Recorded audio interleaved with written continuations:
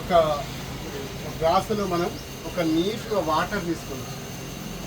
ఈ వాటర్ ఎంత తెల్లగా ఉన్నాయో బాడీ లోపల కూడా కీటకాలు లేకుండా బాడీలో ఉండే ఆర్గన్స్ ఉంటే నీట్గా ఉండాలన్నమాట, ఆల్కలైన్గా ఉండాలి. రైట్, ఇప్పుడు ఈ మన శరీరం అనుకున్న లోపల వాటర్ తెల్లగా అలా ఉండాలి. కానీ మనం ఏం చేస్తాం, ఇప్పుడు ఇది అయోడిన్ అనమాట.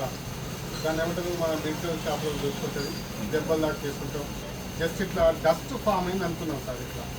ఇట్లా ఓన్లీ డస్ట్ ఫామ్ అయింది అనుకున్నాం. ఎట్లా మనం పీల్చే గాలి ద్వారా, తినే తిండి ద్వారా, తాగే నీరు ద్వారా 3 రకాలుగా మనకు డస్ట్ ఫామ్ అవుతుంది బాడీలో. మరి మనం అనుకుంటాం పొద్దున్న లేస్తే ఏం చేస్తున్నాం అంటే అక్కడికి పోతున్నాం, స్నానం చేస్తున్నాం, మంచిగా ఫేస్ కట్టుకుంటున్నాం, నీట్గా ఉన్నాం, పొద్దున్న ఒకసారి చేస్తున్నాం అనుకుంటాం. కానీ బాడీ లోపల ఉన్న డస్ట్ మాత్రం కరిగేయలేదు. బాడీ పైన ఉన్న చర్మం పైన ఉన్న మాత్రమే కరిగేస్తుంది. సపరేట్ నీట్గా లోపల కరగట్లేదు. దాన్ని మర్చిపోవడం ద్వారా ఏమవుతుందంటే చిన్న చిన్న డస్ట్ ఫామ్ పెద్దగా అయిపోయి అనేక రకాల డిసీజెస్కి దారిస్తుంది 100%. రైట్ సార్, మన కాడ వెస్టీజ్లో అద్భుతమైనటువంటి ఒక మంచి ప్రొడక్ట్ ఉంది. అది సబ్లింగ్వల్ స్ప్రే, సి విటమిన్.